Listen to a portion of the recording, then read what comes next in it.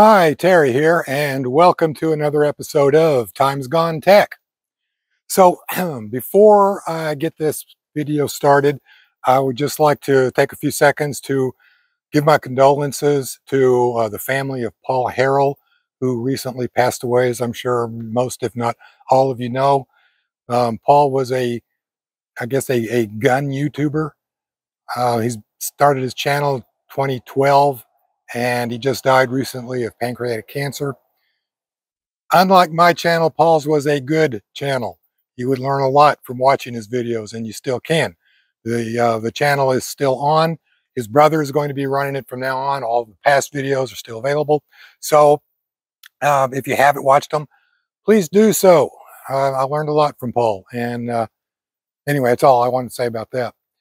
So today I am starting a new series of videos on a subject I think you will find interesting. I hope you will anyway. And I think you can tell from the title, the history of energetics, or maybe more descriptively or more accurately, the history of explosives. Now, this is a subject that I've been wanting to do for a long time, but I have been somewhat hesitant, I have to say, because and today the word explosives has a lot of negative connotations. It brings up a lot of negative emotions in people. With most of us, whenever we hear the word explosives, we immediately think of bombs and terrorists. And given the current world situation, that might not be a totally unreasonable response. But it wasn't always like that. Back in the 1960s, when I was growing up, explosives were seen in a very positive way. Explosives were used to quarry gravel and limestone to make concrete for building the new interstate highway system that was being put in back in that time. And it was used to blast through hills and tunnel through mountains to make those highways just as straight and smooth and comfortable to drive on as possible. They were used for um, demolishing old structures, old bridges and buildings to make way for new ones. And they were doing a job in a few minutes that would, without them, have taken weeks, maybe even months to do. And even in the Midwest and farmland where I grew up, explosives were not uncommon out on the farm. Back in the 1960s, the U.S. Department of Agriculture even published a pamphlet aimed at farmers on how to mix diesel fuel and ammonium nitrate fertilizer, how to pack the explosive, how to attach the blasting caps. I mean, detailed, all very detailed for doing things like blowing out stumps, breaking up boulders, cleaning out spring heads, and even blasting new stock and duck ponds. So it really, it wasn't that unusual during the summer when I was on the school vacation, to be out running around the countryside as kids do and hear what sounded like distant thunder on a perfectly clear, cloudless sky. And it was just old Farmer Frank blowing some stumps out of the North 40 or cleaning out that old stream head. Keep in mind that this is not going to be a how-to series or a how-to guide on how to make explosives. So if you're looking for how to make nitroglycerin, specifically, you probably want to go somewhere else, because what I demonstrate about it, you will not be able to make it only from what you see on this video. The goal of this video is to look at how some of these explosives are made in general terms, but more importantly, the historic context of them, the timeline, their importance, why certain inventions and developments happened when they did, what prompted the development of mercury fulminate or nitroglycerin or dynamite or whatever, and how those explosives affected the development of modern civilization. I mean, it has been said that the world as we know it today, meaning the technological society, the skyscrapers, the interstate highways, so on and so forth, that world literally would not exist without explosives. In fact, without explosives, firearms as we know them would not exist. Rockets would not exist. A rocket is essentially just a controlled bomb. So that's what I'm going to be looking at more of. Um, and this is a subject that not a lot of videos, I think, have really gone into all that much. So that's what I'm going to touch on in this video series. So let's get started. As far as human civilization goes, energetic chemistry is a very recent invention. The very first energetic compound that we know of course, was gunpowder. What we know today is black powder, and it was called gunpowder back in the day, not black powder. Wasn't developed or discovered, I guess you could say, in China sometime around 800 AD. And nobody really knows by who, but we do know that it was China. It was around 800 AD. And interestingly enough, 800 AD is right around the time that an Arabic uh, alchemist first wrote down the physical properties of nitric acid. And both gunpowder and nitric acid made their way into Europe right around the late 13th century. Now, the medieval alchemists, of course, they knew about nitric acid, hydrochloric acid, sulfuric acid. They even experimented with nitration to a certain extent. They discovered an explosive called fulminating gold. They weren't looking for an explosive. They were working with trying to make gold, and really didn't know what to do with it. They had access to cotton, of course. They had access, I think, to glycerin. They clearly could have developed a wide range of explosives using nitric and sulfuric acid, but they didn't. And there are a lot of explanations for this. They just didn't think of it. It just didn't occur to them, you know, blah, blah, blah. But I think there's a little more to it than that, actually. Personally, I think they were hampered by their own belief system. The medieval alchemists believed that everything in the universe, all of nature, was composed of four basic elements: earth, air, fire, and water. And so that the only thing that would distinguish a rock from a stick was the combinations of and how much earth, air, fire, and water was in them.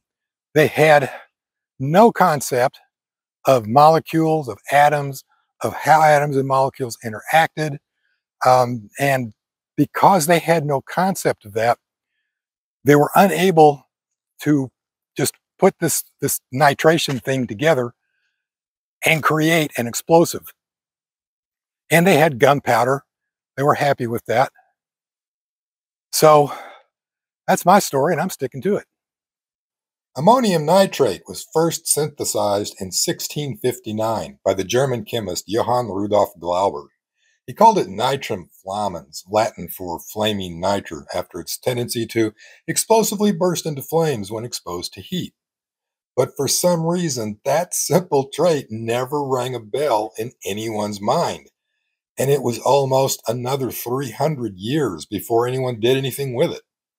Ammonium nitrate would, of course, become one of, if not the most common, civilian explosive ever known besides gunpowder, and today it's a major component in explosives like tannerite and anfo. But at the time, it was just a mildly interesting curiosity. It wasn't until 1785 that Henry Cavendish essentially rediscovered nitric acid and identified its chemical structure, HNO3, for the first time. And this led directly to the first great leap forward in energetic chemistry in the year 1800, 1,000 years after the discovery of gunpowder.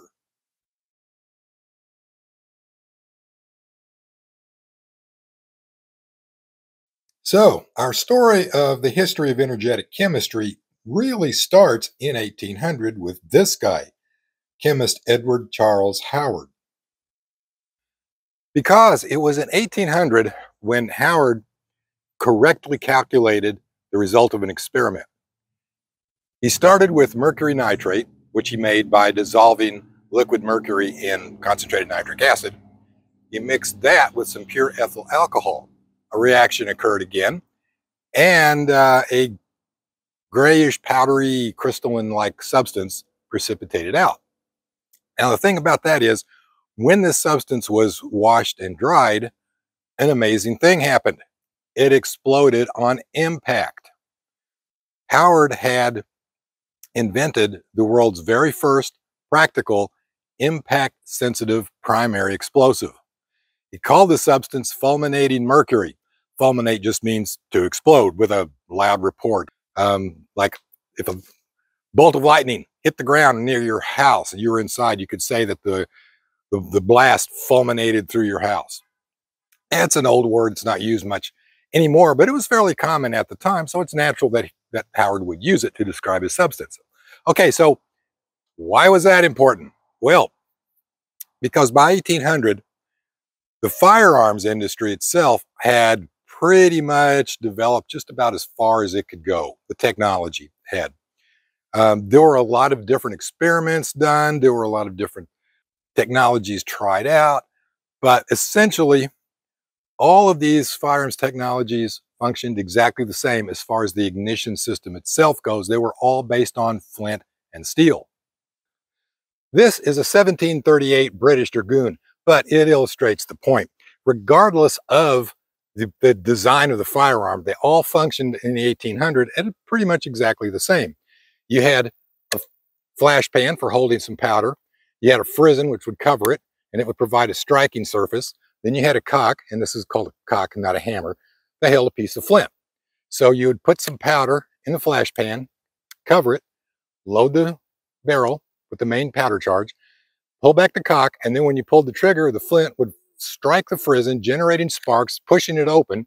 The sparks would then hopefully go down into the flash pan, ignite the powder, hopefully, which would then, just as hopefully, burn through the touch hole and ignite the main charge. And when it worked, it looked something like this.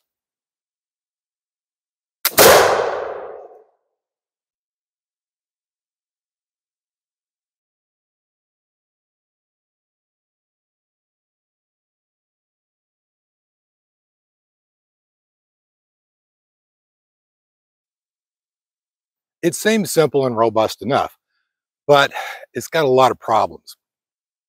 Sometimes you could pull the trigger and that's all that happened. Sometimes the powder in the pan might ignite and that's about it. Now, I know you're telling me that in the event of a hang fire or misfire of this type, keep the firearm pointed downrange for 30 seconds because it could go off anytime. Actually, it's not loaded. But that's easy to say when you're not being chased by a gang of bandits, angry Native Americans for stealing their land, or a pissed off bear, or just a wild boar. That could ruin your whole day. At the time, everybody knew what the problems were with flint and steel. And everybody also understood what the answer to the problem was. It wasn't how to make flint and steel better, because it had already been made about as good as it could get. The answer was to replace flint and steel with an entirely new, radical, reliable ignition system. The only thing nobody did know was, replace it with what? So when Howard announced his invention of fulminating mercury to the world, everybody pretty much knew exactly what to do with it. By 1817, mercury fulminate had been used successfully for the first time as the ignition source of a shotgun. And by 1820s, percussion caps as we would recognize them today were in full mass production. And by 1840-ish, the flintlock's role as the dominant technology had pretty much given way to cap and ball. And it wasn't very long after that before the cap lock gave way to the revolver. But how good is mercury fulminate really as an ignition source for a firearm? What kind of a percussion cap or primer does it actually make? Well, let's find out. I'm going to make up a small batch of mercury fulminate, make up a few percussion caps, and try them out. And I'm really kind of excited about this because while I have made mercury fulminate before, I've never actually made a percussion cap or fired a cap and ball firearm with it. So this is going to be interesting to see how the 19th century firearms technology works with the 19th century ignition technology. Keep in mind, however, I am not conducting an archaeological experiment. That would be difficult and expensive. I would have to have the correct dyes, the correct sheet copper made the same way the copper was made then, and yada, yada, yada. So instead, I'm going to use the original 19th century formula, and then I'm going to cheat a little bit and use modern caps. I'll be making my own caps, but aluminum instead of copper. The formula will be 5 parts mercury fulminate to 1 part ground glass, and then tamp that down into the cap, and then seal it over with a little beeswax. But first, got to make some mercury fulminate.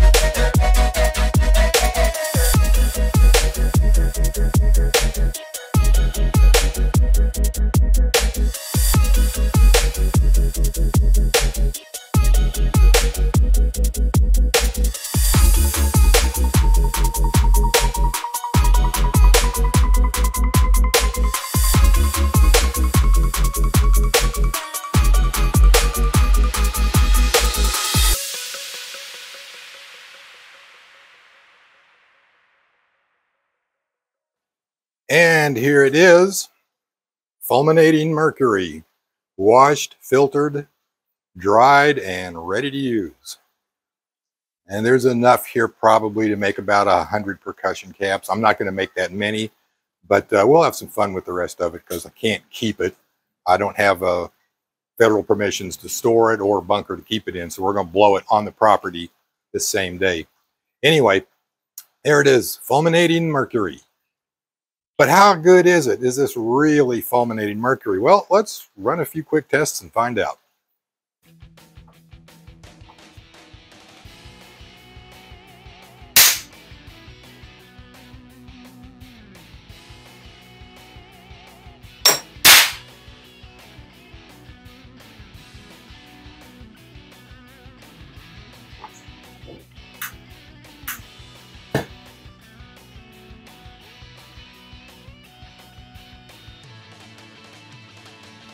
Wow. Well, it looks like this is the real stuff. But did you notice, and yes, it's started raining, so I'm inside the carport. Did you notice that even though it is mercury fulminate, it's not as sensitive as the Hollywood myths have led us to believe? In fact, tetrazine, which was invented or discovered in the late 1800s or 1898, I believe actually, is more sensitive than mercury fulminate. And that kind of makes sense when you think about it too, because you're going to be using these things as a percussion cap primer, right? You don't want them going off in your pocket, banging around together. You want to be able to put them in a tin, carry them around in your pocket, and know it's not going to blow up on you, right? So they can't be that sensitive, but you saw it's very sensitive to impact and heat.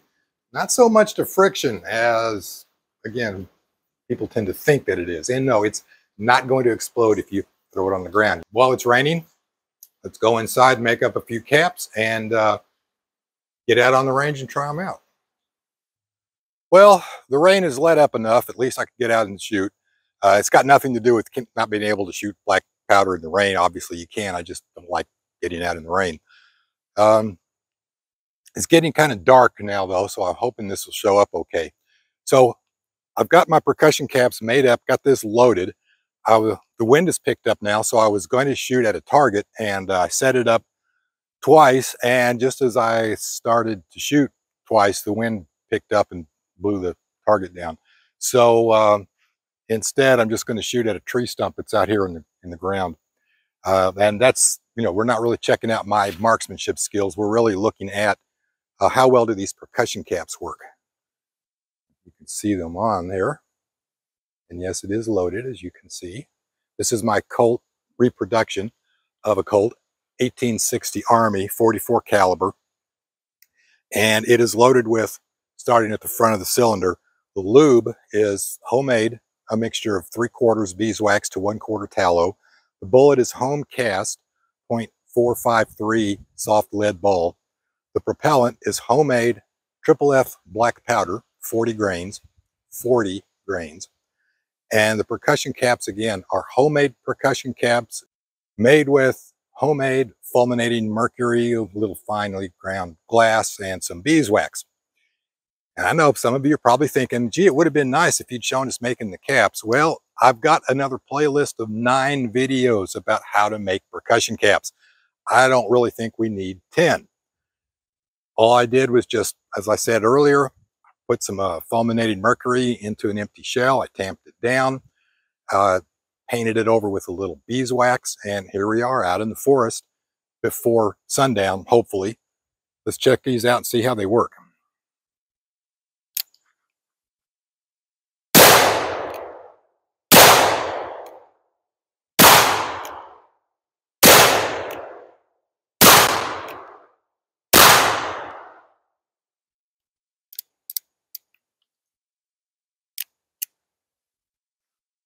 Well, that was interesting.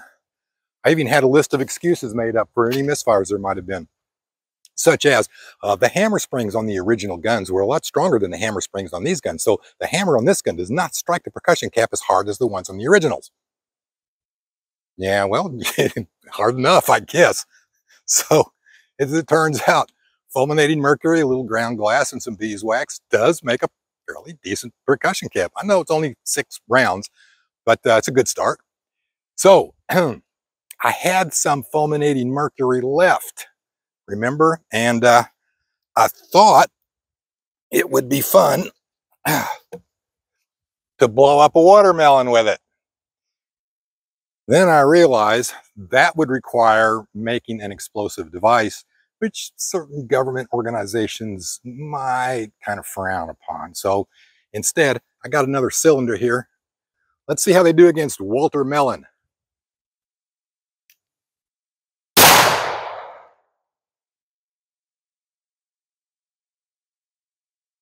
I'd say that was pretty effective.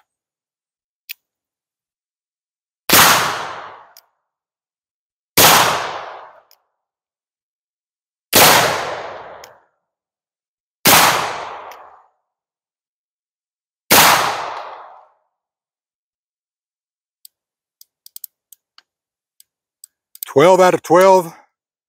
A couple of spent caps on the cylinder, on the nipple, I mean, but no cap jams.